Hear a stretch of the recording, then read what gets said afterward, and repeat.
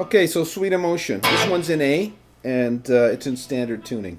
So we're going to do it from after the intro, where all that talk box stuff is, because, you know, you probably know that Joe Perry's sort of mucking around with the talk box at the beginning, right? Throwing in all those sound effects and stuff. So we're going to come in with the first guitar part, and I actually also put a bit of bass on here at the beginning, but, you know, you got to forgive my bass player. I'm a guitar player that plays bass, okay? I'm not a bass player. And Tom Hamilton is a great bass player, you know. He's a real bass player. He's not a guitar player masking as a bass player. He's a bass player, and there's a huge difference, okay? And he's very percussive. He's using his fingers, you know. He's a really good bass player. So I just sort of faked it just because I wanted to get some bass in here. Okay, so anyways, the first guitar, you know, a lot of guys think it starts just with a lick. But there's actually two guitars panned left and right that start the song. And they just start with that. It's just a hammer-on from open A to A3 to A4 and an open. So you're going to the minor third to the major third, right? And those are panned left and right, right? So that's the first guitar that you really hear. And then I guess that would be Whitford does that, Brad Whitford, right? And then the main lick comes in. Okay, so and the main lick is just you know, you see a lot of guys playing these different ways. You see a lot of guys doing it this way. That chord. And that chord is not in there. Okay, that note is not in there. It's definitely this D. And it's just a D power chord, so you're not going to play that third there, okay, on E2. You're just going to go.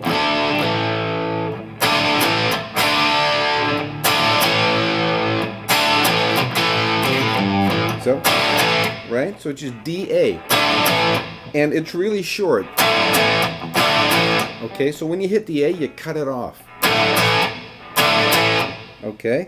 And when you hit the D, you can hit the open A string too. You could just hit the D, the G and the D strings, or the B string. But I think he's hitting the A string there too. Okay, and then what I do is I upstroke on the next one.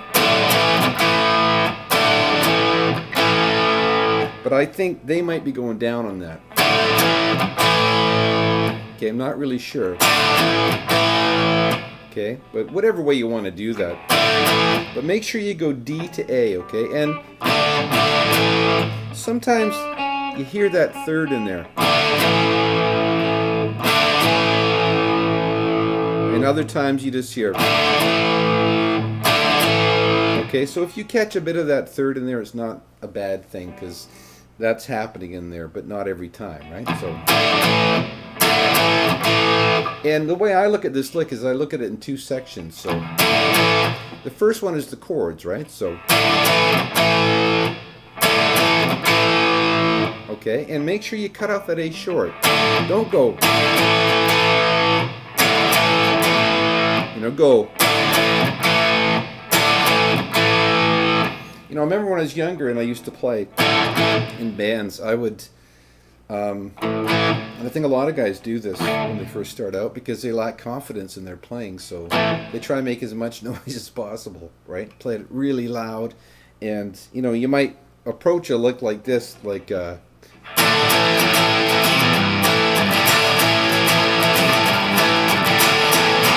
know, just hammering away and with no subtleties, making as much noise as possible. But if you want to get this lick sounding right, you want to be really tight with it, okay? And you want to give it some space, so, okay? That cuts off short. And then you got the upstroke or the downstroke on the A, so, right? And then the second part of the lick is all just single notes. Okay, and a lot of guys won't do that. A lot of guys will go, you know, they're adding that A power chord in there. That if you really listen, it's just those open strings, okay? So the way I look at it is the first part is chords, second part is open strings, right? And it's just a pull off from A3 to E3, open A, back to E3, right?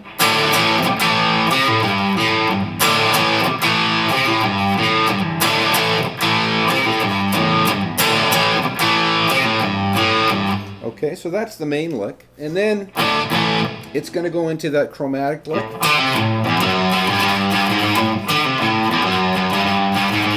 Okay, and that's just pulling off from D5 to D3 to E5. I use my little finger. You can use your third finger. For me, it's just easier on my wrist to use my little finger there. And then we're going to go open E to E2.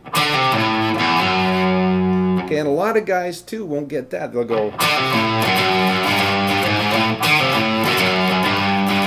just hammering that F sharp twice, but it skips from the open E, right? So,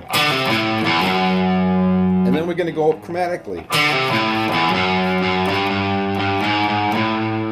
And that's just a rhythmic thing with your right hand, right? Like this song is, you know, it's actually hard to get this down and get the feel of it because Aerosmith are one of the toughest bands to cop the feels because they have this kind of real funky thing going on.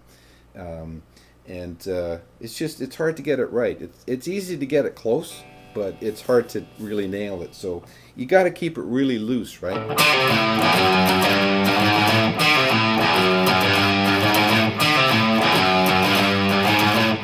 And the last time, we just kind of stutter up there.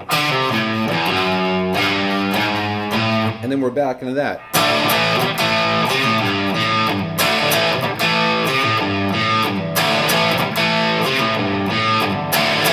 Okay, so those are the two really main licks that are going on. And then, like I'm not sure of the actual amount of time you do that for. You just have to listen to the track to get that. I was just mostly concerned about getting the parts, okay? And then, I'm almost forgetting that harmony that goes on top of that. That comes in sort of halfway through that lick. Okay, again, you listen to the track to find out when that comes in. But the harmony to that is...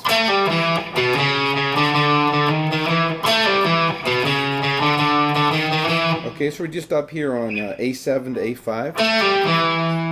Hammer on to E7. Pull off. And then pluck E7.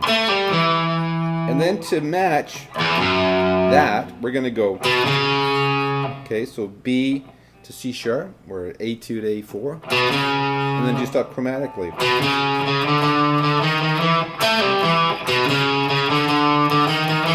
Okay. And the last time. Okay, and on the record what's happening is when you get to that part, there's actually three guitars there. There's the guitar down the middle and the guitars left and right, all doing that in unison. And then when that harmony comes in, the middle guitar does that. So there's a lot of guitars going on there, and that's one of the reasons that part sounds so punchy and so tight, right? There's a lot of guitars. And then coming out of that that last break, we get into that breakdown where they start singing Sweet Emotion, right? And what's happening there is the I guess it's Brad Whitford again. He starts that out by doing this really cool lick.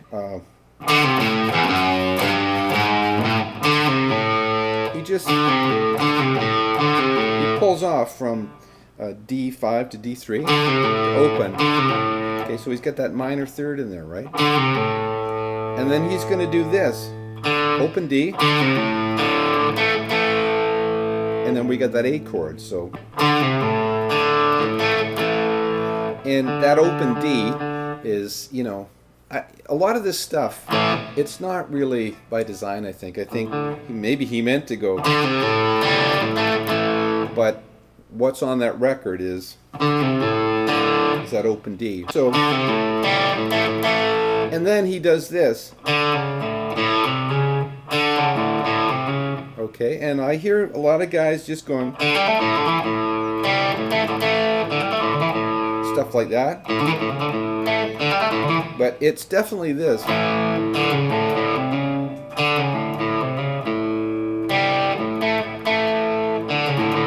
So it's just open D, and then hammer on to A3, A4, sorry, and pull off to open A. So that's the down part, and then we're going to go back up to open A, A3, A4. So the minor third, the major third, right? There's always, you know, in all this blues rock type music, it's always that interplay between the major and minor third, right?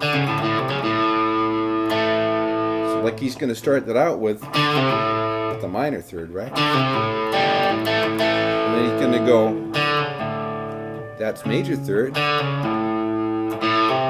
and then minor third, major third. So it's always, you know, just working that third now, right? So from here,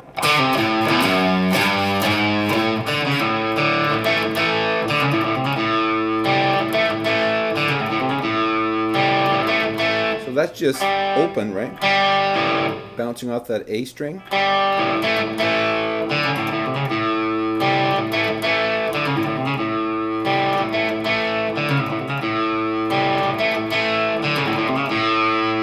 Ends on that A, and then the Joe Perry part comes back.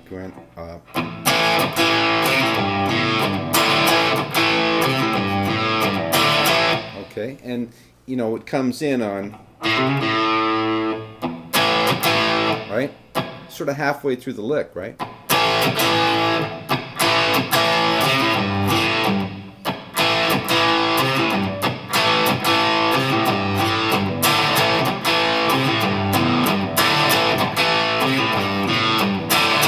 Okay, so that's that.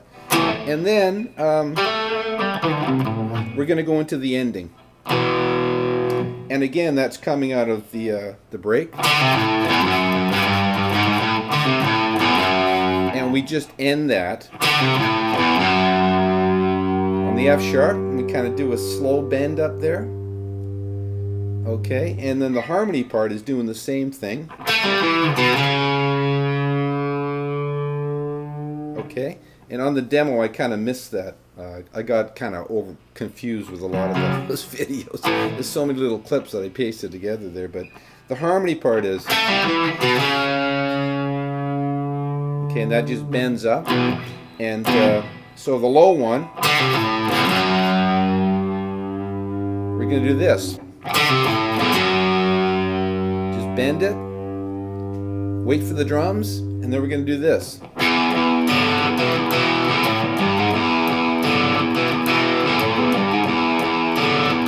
Okay, so it's just twice on the open E, and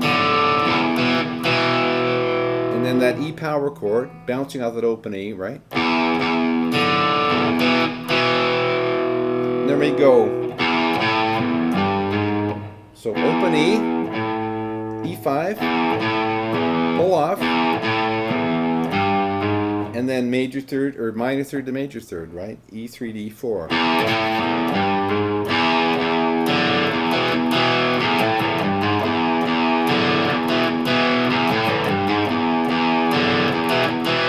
And that part there, I think sometimes I hear him going,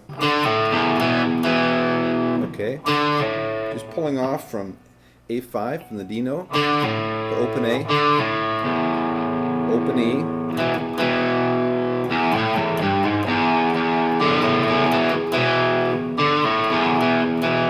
right? And sometimes I think he does.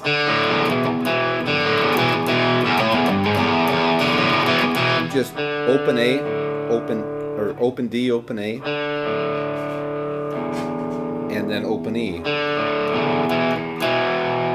Okay, same as this, just a different way of fingering it, right? And that, it kind of reminds me of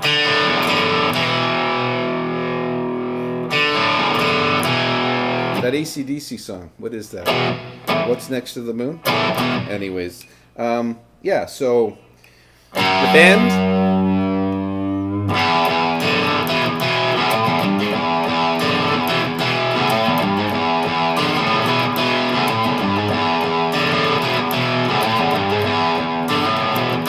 Okay, so that's the low part. And then the other guitar in the other channel, it's just doing it up the octave. And he's going, so let's say we do that part out of the harmony. So, and he's just going to go, right? So instead of going, we're just going here. I'm upstroking on those. And then the same lick.